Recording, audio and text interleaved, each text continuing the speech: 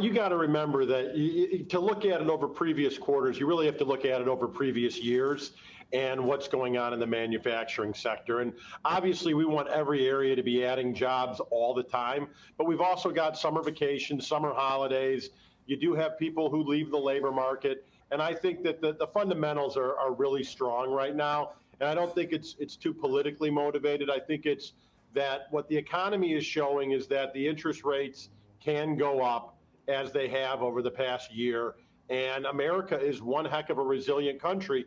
The question is, will they turn the screws too hard, and will that be detrimental in the long run? Yeah, I just, again, I'm thrilled that, that what's happening. I think there may be too many regulations to maybe maximize what they're trying to do with semiconductors and other things, the reshoring.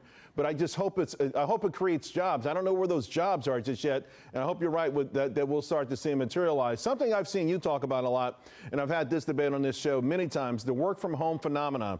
Just a couple of headlines here. The Telegraph, the work from home fanatics owe the rest of us an apology. A couple days ago in the Journal, workers to employers, we're just not into you. Okay, we get that, but how much longer is that going to last? Because you kind of feel the pendulum swinging a little bit back toward employers and coming back to the office. Yeah, the pendulum swung, Charles. We're looking at, you're going to see the overwhelming majority of companies be at a hybrid schedule at the least.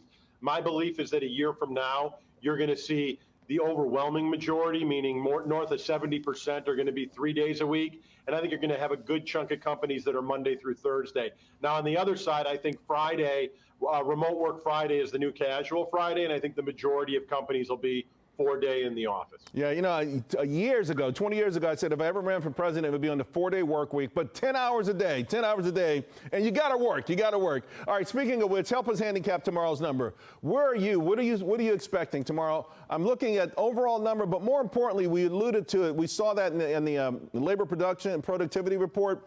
Hours worked has been something of a sore spot.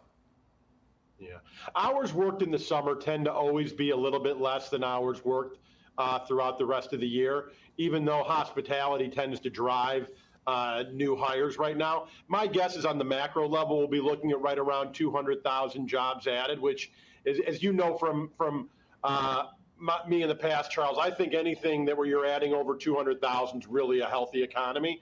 My fear is where we're going to be at the end of the year. Is the Fed going to then raise interest rates again? Right. And what we're going to see happening. The only good news is with an election year coming next year, we know that the folks in Washington, D.C. want to have a really good economy going into the election year. So I'm pretty bullish over the next 18 months. All right, Tom, great stuff, man. Thank you very much. Appreciate it.